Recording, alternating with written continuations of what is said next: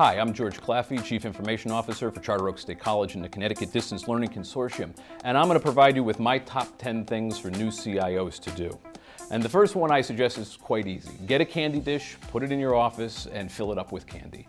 It's a great way to break ice with new coworkers and even people who don't like candy come in on a bad day. Number two, understand the importance of organizational culture. Every organization has a pulse that goes across the entire organization. Sometimes it's fast and sometimes it's slow. Different factors bring extra pressure or increase the tempo of that pulse. Number three, work in the help desk. One day, each year, every year. You'll be surprised what you find out.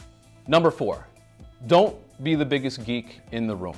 Leave your laptop in your office, find a tablet or something subtle, but when you bring a laptop to a meeting and you put it in front of you, you create a barrier between you and the other people in that meeting. Number five, don't use your inbox to organize your life. Most of our inboxes have between 100 and 200 items and some have over 500. Find a methodology, find an organizational system. Number six, invest in relationships with your peers. Meet the CFO, meet the provost, understand their language, learn about profit and loss statements, learn about 5-year graduation rates, retention, and enrollment. Talk to them in their language, not in your language.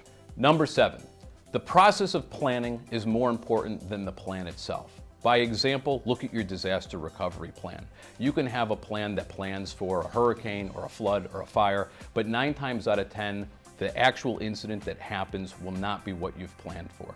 The reality is the process of planning, the tabletop exercises in planning, talking to your other executives about the prioritization of services. Those activities, those relationships, those working groups, that's what you need in a disaster. Number 8, be a student and a teacher. Many colleges and universities allow an individual with a master's degree to be an adjunct faculty, and if your institution does, or a nearby institution does, I would encourage you to do that. Be in front of the students that you are providing services for. Number 9, don't build committees, councils, or groups. Look to build teams.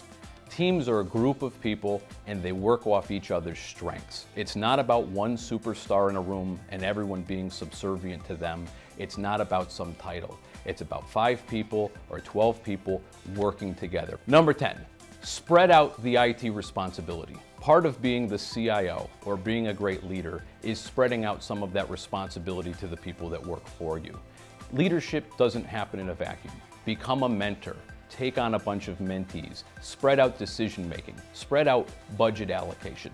Allow the people that work for you to make decisions. Don't make them in a vacuum.